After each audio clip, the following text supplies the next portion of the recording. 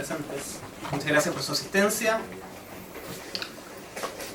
Damos comienzo al seminario de jurisprudencia sobre el fallo de la Corte Suprema de 30 de mayo de 2019, Lobos con Maritano y Ebensberger Limitada, por 7417-2018. Les mando ante todo las disculpas del director del Departamento de Derecho Privado, que quería estar acá para abrir el seminario, pero por obligaciones profesionales, académicas, consejos y cosas universitarias no pudo asistir. Y disculpando el pequeño retraso que tenemos, damos sin más preámbulo comienzo al seminario. Tenemos acá invitadas a las estupendas profesoras Pamela Prado de la Universidad de Valparaíso y María Paz Gatica de nuestra casa de estudios, que van a comentar el fallo. Y yo voy a realizar una pequeña presentación inicial, esencialmente para podernos liberar de la discusión sobre los hechos y el texto mismo de la sentencia. Bueno, como les decía, entonces, estamos discutiendo una sentencia relativamente reciente, de 30 de mayo de 2019, ahí está, donde los hechos son los siguientes. El 28 de diciembre de 2012, el señor Jacinto Lobos compró a Maritano y Ebensberger un camión marca JMC por la suma de 12.721.000 pesos, pagó 7 millones al contado, quedó un saldo de 5.721.000, pagaron 5 cheques a partir del 30 de enero de 2013. Está ahí bastante simple todo. El 18 de febrero de 2013 lo llevó a la revisión de los 3.000 kilómetros, la cual se realizó sin problemas ni inconvenientes. Pero 5 días después, el 23 de febrero del 2013, como dice la canción, el camión no partió. ¿Qué le pasa? ¿Qué le pasa? Esa canción. Esa canción. Se trasladó en grúa al taller de la demandada y permaneció allí hasta el 9 de marzo de 2013, donde le fue entregado nuevamente al comprador. El 15 de marzo del 2013, o sea, poquitos días después, el camión volvió a fallar. Y 3 días después, el día 18, el vendedor informó que el sensor del filtro de combustible del camión indicaba que el combustible que se le había puesto había sido mezclado con agua. Y a eso atribuyó la causa de los problemas sufridos por el vehículo. Frente a esto, ¿qué hizo el comprador? El comprador no creyó la causa de la falla que le fue dada por su vendedor, dijo que él solo compraba combustible en servicentros autorizados, así que eso no era posible, y dio orden de no pago a los últimos 4 cheques, esgrimiendo que el contrato de compra-venta había sido incumplido, y adicionalmente demandó la resolución del contrato solicitando las prestaciones mutuas derivadas de esa resolución con indemnización de perjuicios. En subsidio demandó indemnización de perjuicios por responsabilidad contractual. El demandado opuso excepción de contrato no cumplido. Señaló aquí simplemente esta persona dejó de pagar el precio y además este contrato estaba sujeto a una póliza de garantía y esta no se ha hecho valer por parte del comprador, que pretende resolver el contrato sin pagar el saldo de precio y sin hacer valer, como decíamos, la garantía. En cuanto a la demanda subsidiaria, alega esencialmente culpa de la víctima al esgrimir que se utilizó combustible contaminado y además señala que el combustible a la fecha de la contestación, que el vehículo a la fecha de la contestación estaba ya reparado y a la espera de ser retirado por el demandante. Él estaba ya no a cumplir su obligación. Demanda reconvencionalmente de cumplimiento de contrato con indemnización de perjuicios, a lo que la contestación de la demanda reconvencional señala que se rechace porque los cheques que entregó en pago del saldo de precio habían sido entregados con ánimo de novar la obligación de saldo de precio. En ese sentido, la obligación de saldo de precio se encontraba cumplida y que los cheques debían ser cobrados por vía acción cambiaria correspondiente. El 7 de julio de 2017 tenemos sentencia de primera instancia del primer juzgado de letras de Los Ángeles. Acogió la excepción de contrato no cumplido, rechazando la demanda principal y también la demanda subsidiaria, y adicionalmente acogió la demanda reconvencional ordenando el pago del saldo de precio, que eran 4 cheques que ascendían a la suma de 4.668.500 pesos. La sentencia, en un párrafo muy simple, descarta la existencia de la innovación que había sido alegada por el demandante principal y demandador reconvencional, y agregó que, existiendo certeza que el saldo de precio no ha sido pagado, solo cabe acoger la excepción interpuesta de contrato no cumplido, no pronunciarse acerca del fondo del asunto por ser incompatible con lo resuelto y rechazar la demanda.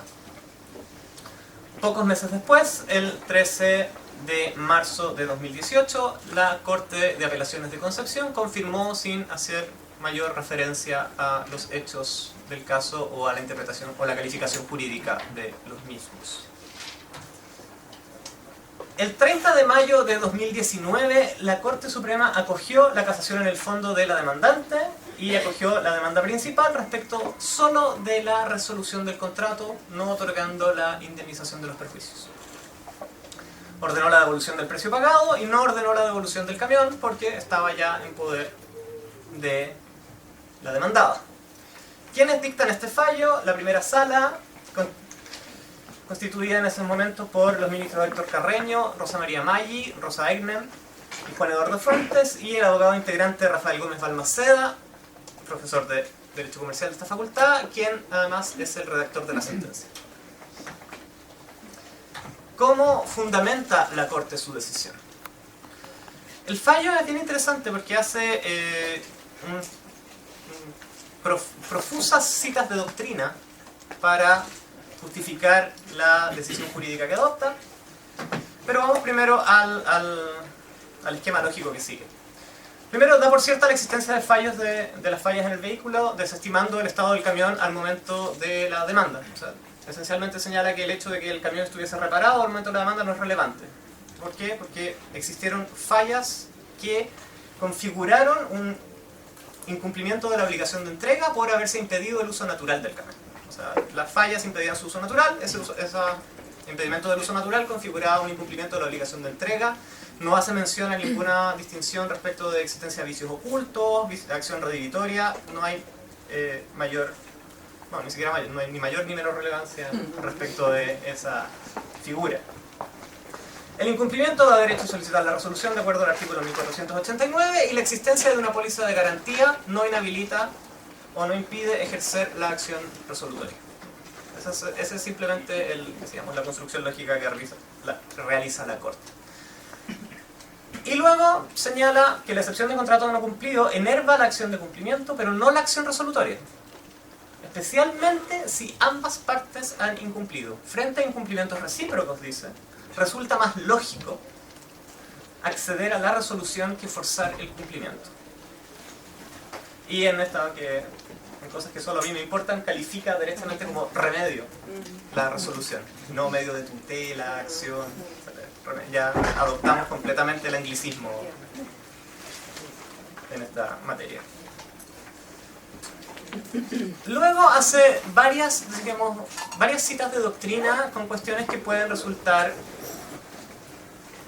bastante discutibles en algún sentido. Señala que no solo el contratante diligente puede ser el sujeto activo de la acción, sino que también quien haya incumplido su propia obligación, citando para ello a Víctor Vial. Luego, en una frase que me pareció digna de entrecomillar, dice: no existe esa pretendida interdependencia entre las obligaciones que nacen de un contrato bilateral. Frase del profesor Enrique Alcalde, extraída de su último texto sobre responsabilidad contractual. Y señala además que la facultad de pedir la resolución no estaría vinculada a la causa ni a la excepción de contrato no cumplido. Con todo, el mismo alcalde indica que la excepción tampoco enerva el cumplimiento forzado. Dentro de la cita que hace la sentencia, si bien solo toma que la excepción de contrato no cumplido no enervaría la resolutoria, cita al alcalde y el alcalde dice que enerva la resolutoria y la acción de cumplido. Perdón, no enerva ni la resolutoria ni la acción de cumplido. Luego cita a la profesora Claudia Mejía para decir que la compensación en mora difiere, que es a la institución a la que se referiría el artículo 1552, difiere de la excepción de contrato no cumplido, porque la excepción es un mecanismo para suspender el cumplimiento mientras que la compensación en mora solo impide que uno de los contratantes sea considerado en ella mientras no cumpla o se allane a hacerlo y operaría de pleno derecho, o sea, sin necesidad de alegación en juicio. La compensación en mora, además, señala la profesora Mejía, solo se vincula a la indemnización de los perjuicios. Luego, la sentencia cita al profesor Caprile de Concepción, donde señala que la mora no es requisito de la acción resolutoria, que eso es consistente con un concepto de incumplimiento objetivo o neutro, como señala quienes defienden la teoría del famoso nuevo derecho contractual, que la mora y la excepción de contrato no cumplido, al igual que dice la profesora Mejía, son cuestiones distintas, y el 1537 reforzaría que la mora solo es requisito de la acción indemnizatoria y no así de otros medios de tutela. Luego vuelve a citar a Víctor Vial para decir que la excepción de contrato no cumplido no se reconoce con carácter general en nuestra legislación, sino solo en relación con la indemnización de los perjuicios, que el 1489 no establece como requisito ni para el cumplimiento ni para la resolución el que se haya cumplido o se esté llano a cumplir. Vuelve a citar a Enrique Alcalde para decir que el 1552 de nuevo no contiene la excepción de contrato no cumplido. Y que la bilateralidad del contrato solo se considera para determinar si una de las partes está en mora como requisito de la indemnización de perjuicios. El único rol que cumpliría la bilateralidad del contrato, entonces, sería en relación con la acción indemnizatoria, no así de nuevo con otros medios de tutela del crédito. Y algunas preguntas que me surgieron de la lectura. ¿Hay incumplimiento a pesar de la reparación? O sea, hubo ciertas tratativas entre las partes, hubo una aceptación de que el camión fuese al servicio técnico, pero en un momento el comprador decide unilateralmente que no va a aceptar más reparaciones. Eso, al parecer, a la Corte no le causó ningún tipo de inquietud. No queda claro cuál es la función de la mora, a mi juicio, en el fallo. ¿Cuál es la función que va a cumplir la mora? O sea, se esquiva la pregunta de la mora por decir simplemente, mire, aquí la mora no es requisito de la acción resolutoria, pero no le estamos dando ninguna función relevante más allá de un par de citas doctrinarias. Queda la duda también abierta de cuál es el ámbito de aplicación de la excepción de contrato no cumplido si no está contemplada en el artículo 1552. ¿Cuáles son los mecanismos de operación? Esto supone una alteración de todos los textos tradicionales que explican cómo opera el artículo 1552, pero más allá de decir que, de nuevo, que la mora no es un requisito de la acción resolutoria, no nos indica cuál sería la forma de operación o el rol que cumpliría la excepción de contrato no cumplido. Y finalmente, ¿cuál es el rol de la bilateralidad del contrato? Si es verdad que la interdependencia es solo pretendida y que el único rol que cumple dice relación con la acción indemnizatoria. Tras esta breve presentación, doy la palabra a la profesora Pamela Prado de la Universidad de Valparaíso para que realice sus comentarios a la sentencia. Sí. Bueno, muy buenas tardes. Quiero agradecer al Departamento de Derecho Privado la invitación. En la persona del profesor Hugo Cárdenas, quien tuvo la gentileza de, valga la redundancia, invitarme a comentar este interesantísimo fallo. Este es un tema que es de aquellos espinudos, ¿no? Y parece que sigue siendo espinudo, considerando no solamente lo que ha dicho la doctrina, sino que también a la luz de lo que ustedes habrán visto, si es que no leyeron el fallo de la sola síntesis que hizo el profesor Rojas, queda claro que se trata todavía de aspectos bien complejos en el ámbito contractual. Yo soy de las seducidas por el nuevo derecho a la contratación por razones obvias, porque mi director de tesis doctoral fue Antonio Manuel Morales Moreno, así que soy de aquellas personas, pero claramente eso no significa que uno pueda injertar instituciones propias del derecho foráneo yendo en contra de no solamente nuestros textos normativos, sino que también de nuestra larga tradición jurídica, incluso nuestra idiosincrasia. Lo que yo voy a hacer es, primero que todo, hacer una presentación acerca de lo que se ha dicho respecto de este problema, resumir de alguna manera qué es lo que está en el centro de la discusión, para luego plantear algunas opiniones que me surgen a partir de la manera como la Corte Suprema particularmente resolvió en su sentencia de casación. Y finalmente, lo mismo que hizo el profesor Rojas, dejar planteadas también algunos cuestionamientos que indudablemente surgen. Así que parto con lo primero.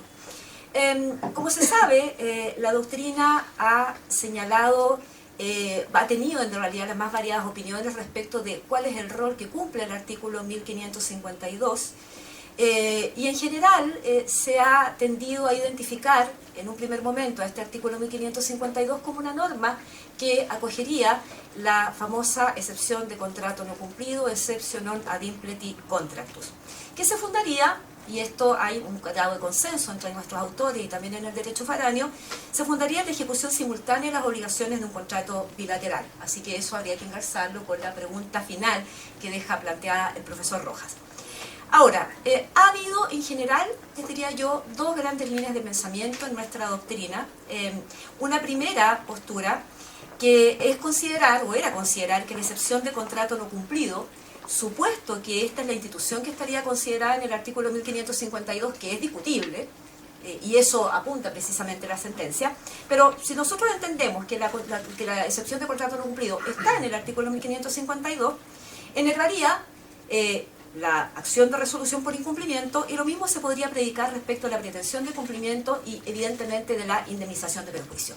Esta postura fue sustentada por autores tales como nuestro decano Alessandri, el profesor Rodríguez Grez y más recientemente el profesor Carlos Pizarro, pero con otros argumentos. Los argumentos de la doctrina tradicional, esta que considera que la excepción de contrato no cumplido estaría en el artículo 1552 y enervaría estos tres remedios, yo utilizo esa denominación, aunque no a todo el mundo le gusta, enervaría estos tres remedios, es decir, los tres remedios que están considerados en el artículo 1489, implicaría sustentar entonces que la constitución del deudor en mora sería un requisito para dar lugar a cualquiera de estos tres remedios. O sea, en definitiva, la constitución del deudor en mora sería o cumpliría un rol tanto respecto de la acción resolutoria o del remedio resolutorio como de la pretensión indemnizatoria y de la pretensión de cumplimiento. O sea, cumpliría un rol tremendamente relevante desde esta postura. Distinta a la opinión del profesor Carlos Pizarro, ahí difiere un poquito en la manera como él argumenta, porque él en realidad no se centra tanto en ordenar si respecto a la acción resolutoria se requiere o no constitución del deudor en mora, sino que lo que dice el profesor Carlos Pizarro es que como un requisito para poder ejercitar la acción de resolución se requiere que el acreedor haya sido diligente en tanto deudor contractual, porque estamos obviamente pensando en el ambiente del contrato bilateral. Y por lo tanto, si estamos frente a un acreedor que demanda resolución, pero que no ha cumplido porque no ha sido diligente en cuanto a su rol de deudor, él no podría obtener la resolución del contrato. Agrega en todo caso que si se plantea una demanda de resolución por incumplimiento por este acreedor, independientemente de que haya sido o no diligente, y además, en el caso específicamente que no haya sido diligente, se plantea una demanda reconvencional por parte de la contraparte, no habría ningún inconveniente en que se declarara la resolución porque habría una suerte de voluntad recíproca de poner fin al contrato. Luego de este amplio debate, se produce un hito que es bien importante y que hay que resaltarlo, que es la dictación de una sentencia del año 2003, caratulada Centro Médico Dental con Verdugo, en que a pesar de haber incumplimientos recíprocos, se autoriza que el contrato se resuelva. Es decir, la Corte Suprema lo que hace que efectivamente el año 2003 es, no obstante haber incumplimientos recíprocos, lo dice expresamente la Corte, se resuelve igualmente el contrato.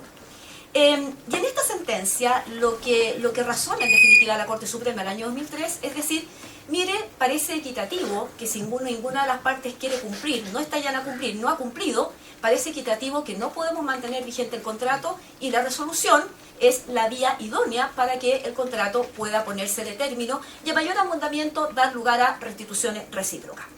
El profesor Enrique Alcalde fue uno de los típicos comentaristas, digamos, de este fallo del año 2003, considerando que la Corte falló bien, que la línea de pensamiento de la Corte es la adecuada, aun cuando, tal como lo recordaba el profesor Rojas a propósito de los razonamientos que hace la Corte Suprema, hay que tener presente que para el profesor Enrique Alcalde la excepción de contrato no cumplido únicamente enervaría la pretensión indemnizatoria, es decir, no enervaría no solamente la resolución, sino que tampoco enervaría la pretensión de cumplimiento. Eso significa que, según el profesor alcalde, si es que ninguna de las partes cumplen y estallan a cumplir, no habría inconveniente para que igualmente se pudiera pedir el cumplimiento del contrato.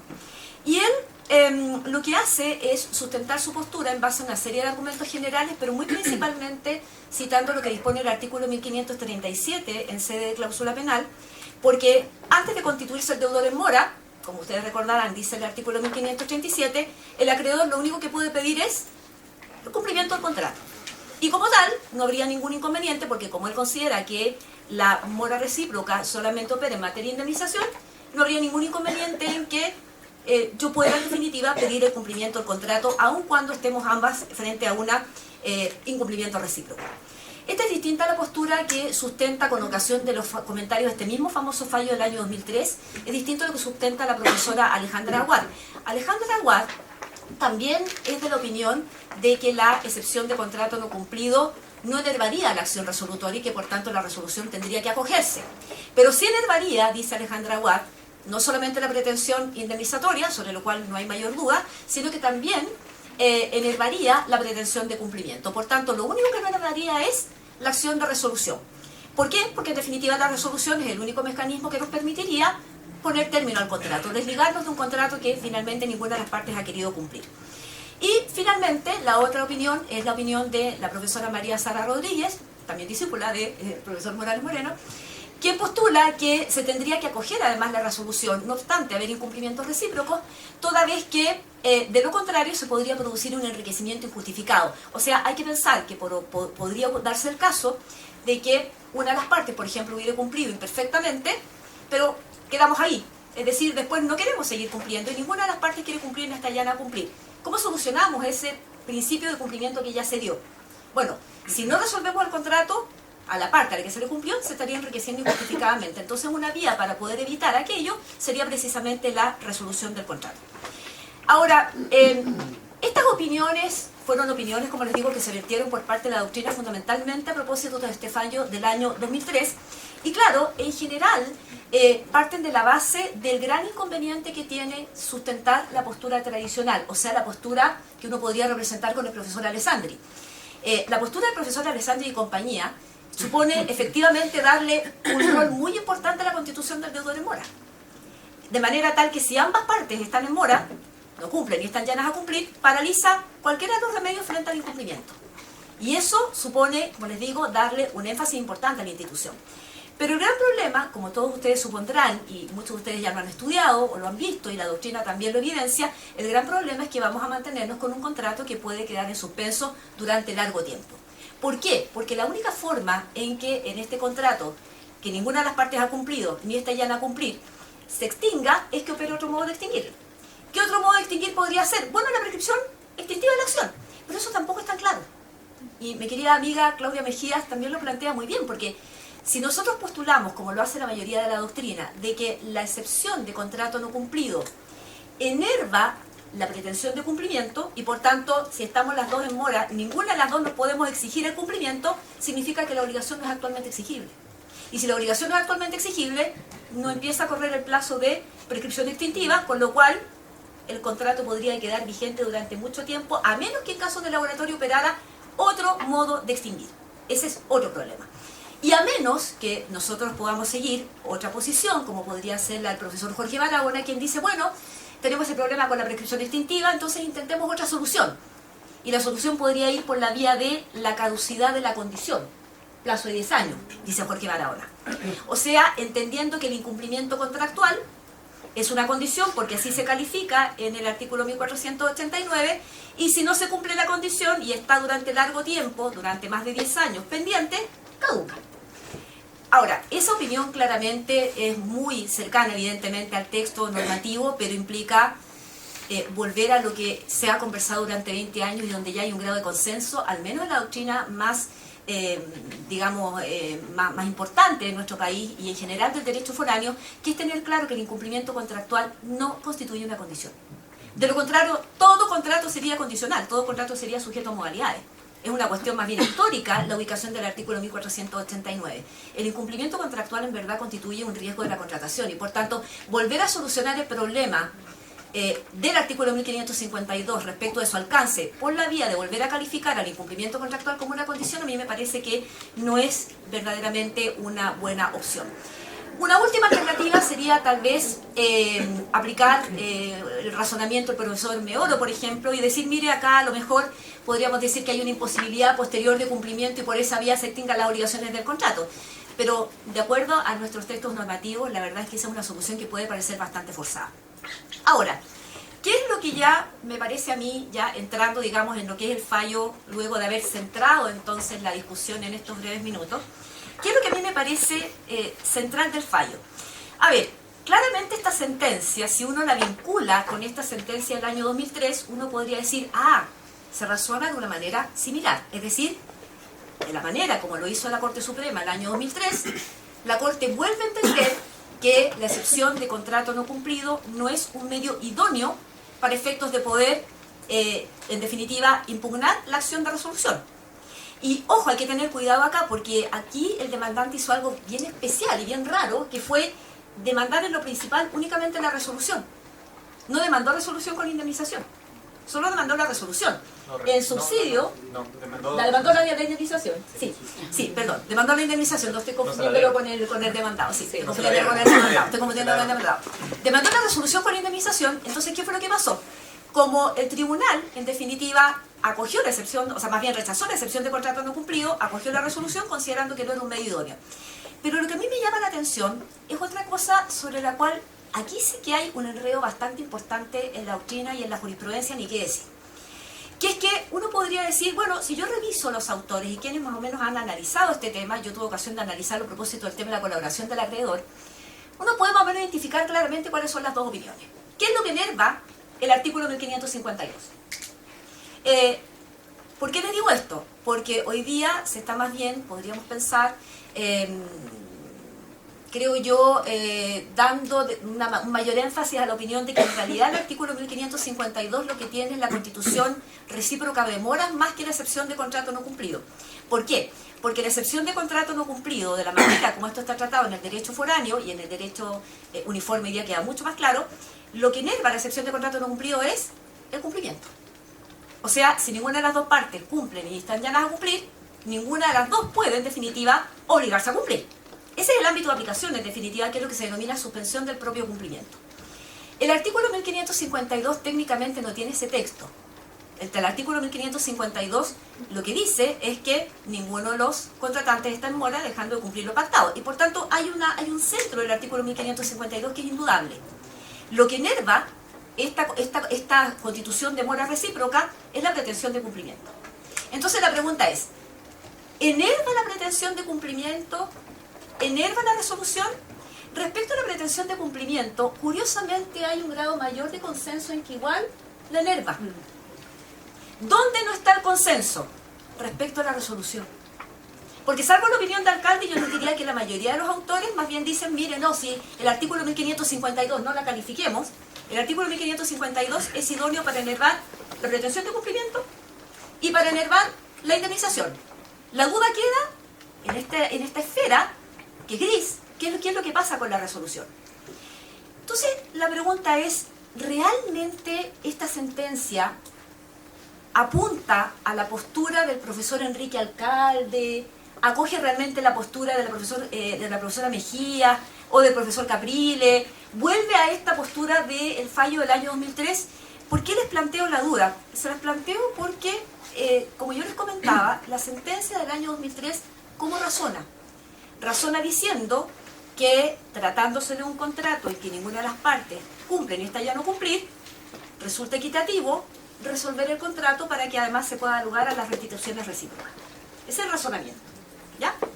Pero en cambio, cuando uno lee con cuidado, y yo lo tuve que leer varias veces, el razonamiento de la Corte Suprema acá, además de que es cierto lo que dice el profesor Rojas, hay una profusa cita de autores y de posturas, en definitiva, de los distintos autores, y hace un razonamiento, además, donde aparentemente la Corte entiende que, en rigor, el artículo 1552 pareciera ser que no es excepción de contrato no cumplido, sino que simplemente compensación de moras.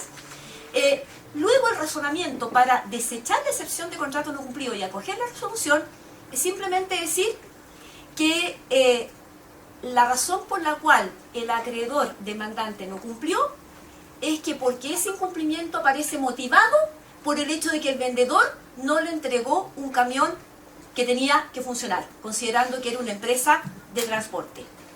¿Me entienden? O sea, el razonamiento tiene que ver más bien con el hecho de alguna manera, justificar el incumplimiento del demandante.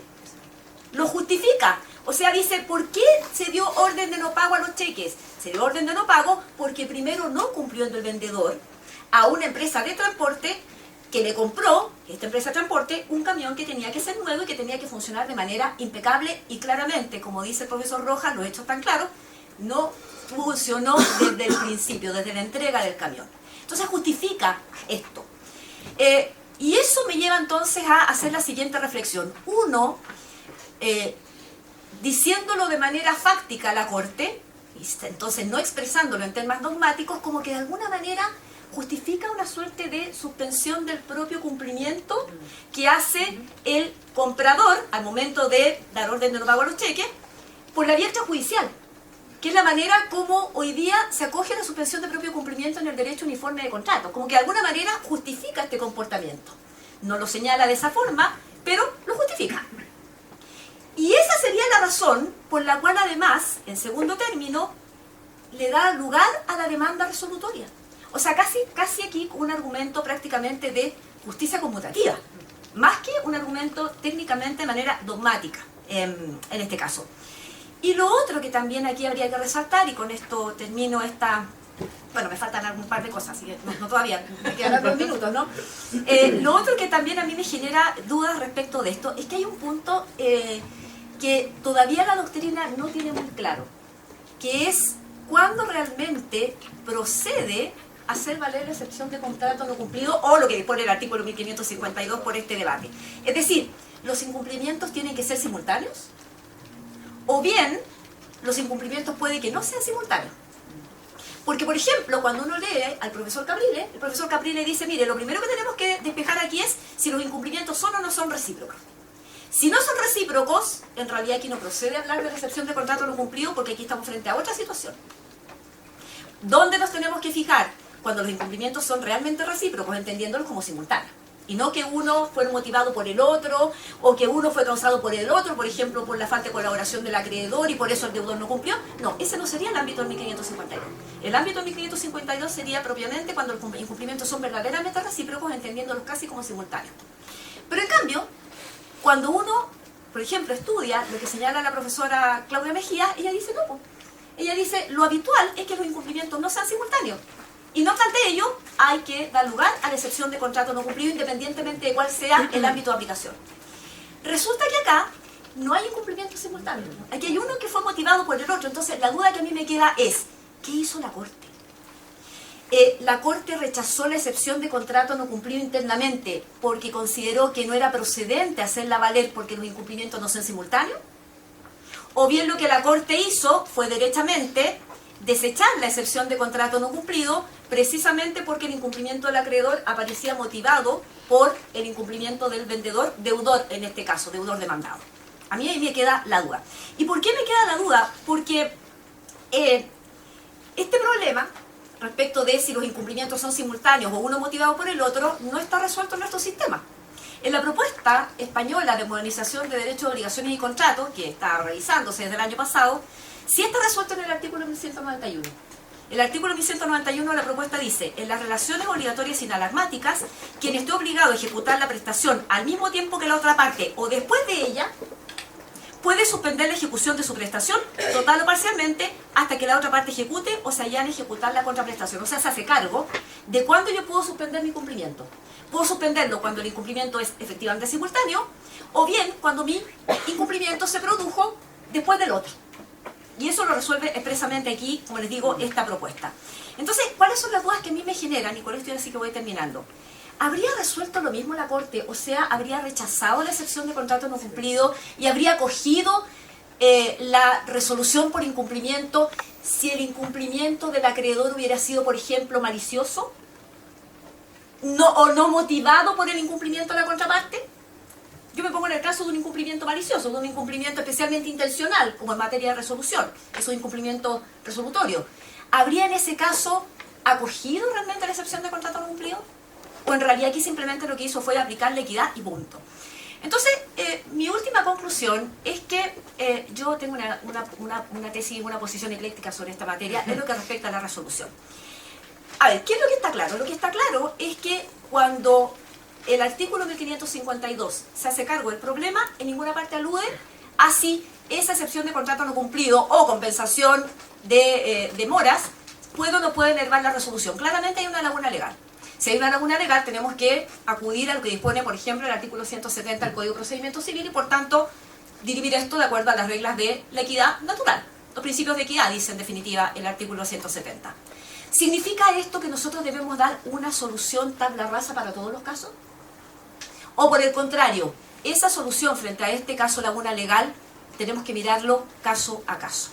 A mí me da la sensación de que dar una respuesta absoluta frente a una situación que no está reglamentada en nuestra legislación, que es si es que enerva o no enerva la resolución, la excepción de contrato no cumplido, me parece que atentaría en muchas ocasiones con estos principios de equidad, que es lo que finalmente, mal o bien, terminó haciendo la Corte Suprema. No lo hizo bien probablemente la forma de argumentar, lo hizo de manera bastante desordenada y, como les digo aquí, al final lo que aplicó fue prácticamente justicia material.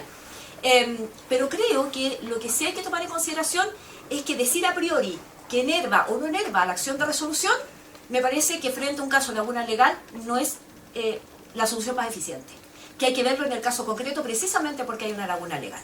Así que bueno, la verdad es que es un fallo que deja más oscuridades que certeza, así que bueno, me parece que es un ejercicio súper interesante lo que ustedes están haciendo acá, de analizar este tipo de sentencias, más allá de que esto indirectamente supone un llamado de atención a los jueces y ministros en orden a que hagan fallos que tengan un grado mayor de coherencia. Así es la cosa. Bueno, muchas gracias.